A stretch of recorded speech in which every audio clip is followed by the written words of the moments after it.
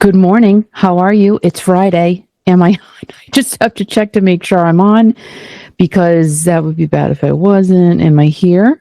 I just have to say, yes, I'm here.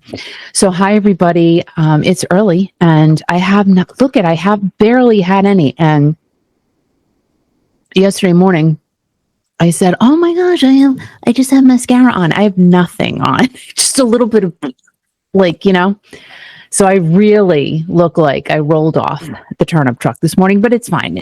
I'm here, and I think that's the important thing is just showing up and stop worrying because there's nothing I can do. So hi, everybody. Good morning.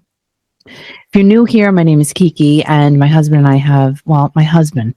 Can I just clarify? I keep saying me. He does everything. Do nothing because I wouldn't even know what to do. He's got to create a manual in case something happens. Because I'm like, I don't know. I don't even know what to do. I can look at it and say, oh, something's wrong. And then what do? I don't know. So anyway, it's kiki.fm, free in the App Store. Go ahead, take a listen to it. Let's go ahead and quickly get into some entertainment news that's happening. Stevie Nicks, she broke her arm. Poor thing. She did. I love her. To me, she is the tippity top of all tippity tops. It's Stevie Nicks. Well, she fractured her shoulder back in August of this year, which, do you believe we're in October? When did that happen? I probably said the same thing yesterday, but it's true. I'm still in awe of October. What? And she had to cancel some tour dates. Let's see, all the previously sold tickets are being honored. She's still on track to perform her shows in October. And I guess she started a couple of days ago on October 1st. Let's see. So the shows from August and September started again. But let's see, something else happened, which is pretty cool, I think, for her and for Lindsey Buckingham. The Buckingham Nicks reissue, which they did this social media post. Oh my gosh, what Stevie did one part, Lindsey did one part, and it was, oh my gosh, are they going to get back together? Well, they did, in a way. They reissued their album together. They did before Fleetwood Mac, Buckingham Nicks. And it ended up debuting at number 1 on 3 Billboard charts. This album came out in 1973. How does that even happen? Because you know how it happens? Because Stevie Nicks is just the bomb of all bombs. She is the best. She really is. She is unmatched, I think. She is the tippity top of classic rock right now, surviving for females, right? I mean, she just is. And this was the only project that her and Lindsey recorded and put out there together. And let's see, this came out on September 19th. It debuted at number 3 on Billboard's top album sales chart with 30,000 copies sold in its first week. That's very impressive. I mean, the fact that this is an album from 1973 and it just jumped up to number 3 right out of the gate is very, very cool. And this is the biggest sales week for any Buckingham Nicks or Fleetwood Mac album in over a decade. That's crazy. But let's face it, what has Fleetwood Mac really released in a decade that people have been completely interested in, comparing it to their early releases from the late 70s or mid 70s? I can't recall. But that's still very, very cool. 18,000 vinyl copies sold represents the highest modern era vinyl sales week for any project by those artists since electronic tracking began in 1991. Buckingham Nicks debuted at number 1 on Top Rock Albums, Indie Store album sales, and catalog album charts, while also reaching number 2 on Top Rock and Alternative Albums and Vinyl Albums charts. And isn't today Record Store Day? I have to look. Hold on. Hold the phone. Record Store Day. I think it's today. I think so. Like in October. Because I just read something about a release from somebody. Is it records? Yeah, no. October 24th. Okay, so October 24th is Record Store Day. for the fall. I don't know. They have like what, a couple a year? What do I know? And now moving on, talking about Vince Neil. Vince Neil, I actually have a video in the can that I did not edit because before I got it done, I started editing it. I did this video. And then I found out the guy had a stroke. I'm like, I can't put this video out. I mean, even though it wasn't mean towards Vince, it was basically saying, Vince just doesn't look happy compared to David Lee Roth. That was the premise of the whole video, right? So I did, Vince clips and Dave clips, and I'm like, Vince just doesn't look happy. Then I read he has had a stroke. Not only had he had one stroke, he's had 4 strokes. I couldn't even believe it. So how am I consciously going to put out a video saying, oh, Vince doesn't look happy? Of course he doesn't look happy. The guy's been going through crap. So Vince, let's see, this is from foxnews.com. He suffered a stroke that left his entire left side paralyzed. That can happen, and then you can get everything back after a time. Sometimes you do not get anything back. Sometimes strokes can kill you, or they can leave you impaired with, certain things being taken away from you. But he's very fortunate that after months of physical therapy, following this December medical emergency, he is back on stage in Vegas. So, no matter what people say about Vince, Motley Crue, the old guys, let's be honest. I mean, this is what everybody's saying. They're old guys out there. And it is kind of funny. They got the 2 young chicks in the back of them while they're performing. And I don't know, are they singing? I don't know. They're doing something, but they're scantily clad. When's the last time you heard that phrase? That's kind of odd. Just like when I saw Meatloaf back in 2015, right? And he's kissing the girl that he was singing with on stage. It bothered me.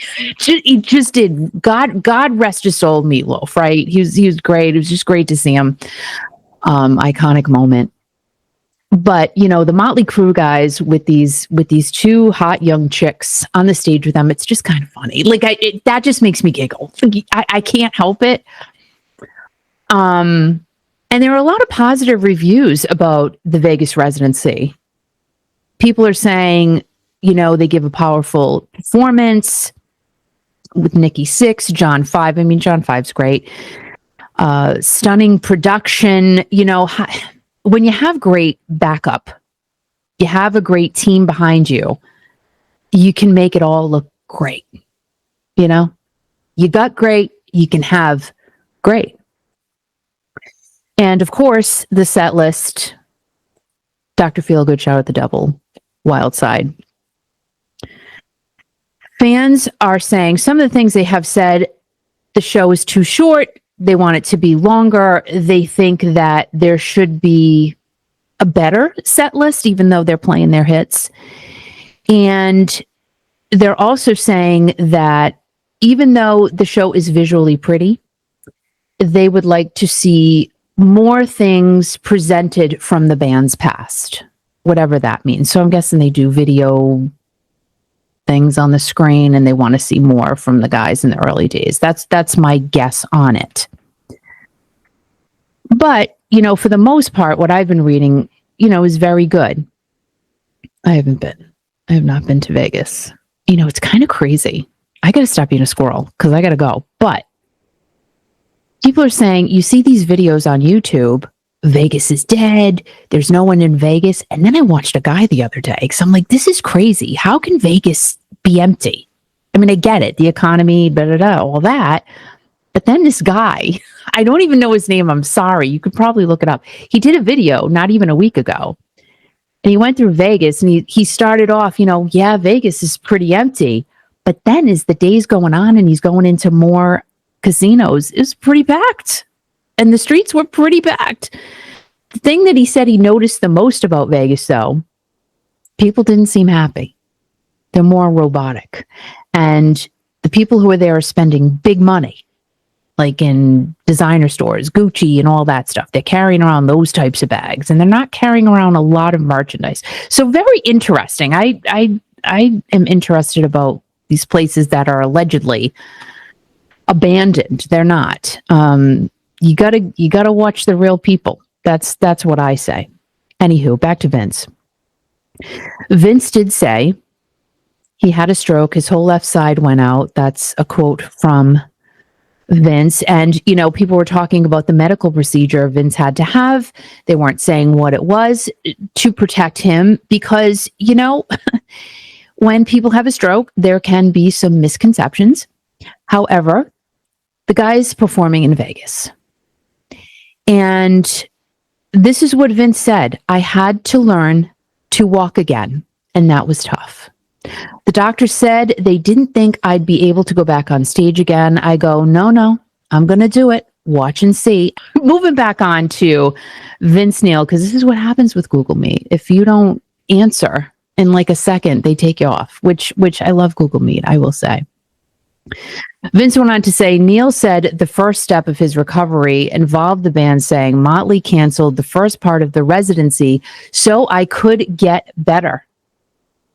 And they really protected Vince. If you think back, they truly did. They just didn't want this to get out. And it didn't. They just kept it a mystery of what was really going on with Vince. So in March, Motley Crue pushed back the dates of their Vegas residency to the fall, explaining that the change in schedule was due to a required medical procedure recently advised by vocalist Vince Neil's doctor. So you got to give him credit. You got to say, listen, the guy is back out there doing what he's got to do. And I'm sure he's not 100%. He just had this happen to him later in the year. So kudos to Vince Neil. That's what I say. I say it doesn't matter really because he's got the backup. He's got the team to make him look good. Good for you. Go Vince. Go Vince. I think it takes a lot of balls for him to get on that stage and do what he's doing. So good for him. And, Neil did this interview with Eddie Trunk. And this part is from the interview that he did with Eddie Trunk just recently. We talked about this yesterday. He said Journey's going to have some surprises. And I was thinking about it. Didn't he say this the last time? And, listen, no shade, kind of, sort of, but he said there were going to be surprises. I don't recall what the surprises were. And of course, people are trying to say, well, Steve Perry's going to come back. He's not coming back. I know Gary always said, don't stop believing, but I really do. And I've said this 500 times before. That ship has sailed. Steve's not coming back. He's just not. And, I think with the 50th anniversary of Journey, there really could have and should have been a lot more presence from past bandmates. I do. I really think there should have been a Steve Jerry thing. Greg Raleigh showed up at one show. Was it one or two in Texas? There should have been more Greg, Ainsley, Ross and Steve Smith. Sorry. But, touchy subject. But, Jeff Scott Soto even. Let's just say, there should have been past members, Robert Fleischman. I'm sorry if Prairie Prince, if I forgot anybody, I'm sorry. There really should have been more presence, and there just wasn't. I just think for the 50th anniversary, it should have been a bigger event. Okay, that's just my own opinion. But let's see. Steve Perry left the band, we know. I'm just going according to this article from American Songwriter. And he came back to meet up with his former bandmates in 2017 when they were inducted into the Rock and Roll Hall of Fame. And Neil had talked about having a cup of coffee with Steve. Gary did the whole thing about, where's that cup of coffee? And that cup of coffee never happened. And that was how many years ago? Too early for me to count. And Neil did say, even though they were together on stage, he thought the possibility of Steve ever coming back to the band was just wishful thinking. So this interview with Neil and Eddie Neil did say he has tried to reach out to Steve many, many times. The last time he invited him to a baseball game, Neil said, I invited him to the San Francisco Giants game because I knew that he was a fan as well and was going to be there, and it'd be cool just to catch up and hang out and watch a ball game. And I never heard anything back. I mean, that's the whole thing. Like when you call someone and they don't answer you and they don't return your phone calls, it's kind of like, I don't want to talk to you. I just don't want to. And apparently Steve just doesn't want to.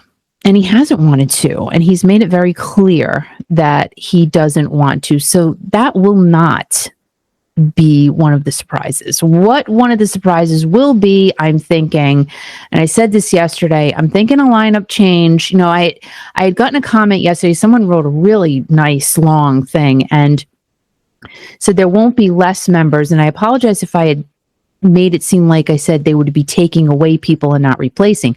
My thought is a person or maybe two, I have no idea. I don't know. Could be replaced with other folks. But is that a possibility? Oh, anything's possible. We just don't know. I mean, Neil kind of left, you know, he likes to kind of leave these things hanging, which of course he's not going to say anything until he knows for sure or till he's going to release everything. And this goes on to say, although Steve refused to speak with Neil, the singer still supported him through his solo career. And Perry released Traces, and Neil said, I was like totally behind his album. When he came out with this album, I thought there was some very good stuff on it, and I'd like to see him create some more. Is that going to happen? You know, maybe Steve will do another Christmas album. Who knows? But guys, I'm going to run now, and I'm going to take these down. I'm going to repiece them together because I need a part 1 and 2. I can't. It's early. We'll get it. We'll get there, everybody. So happy Friday to you. And I love you, love you, love you. And I will see you soon. Bye, guys.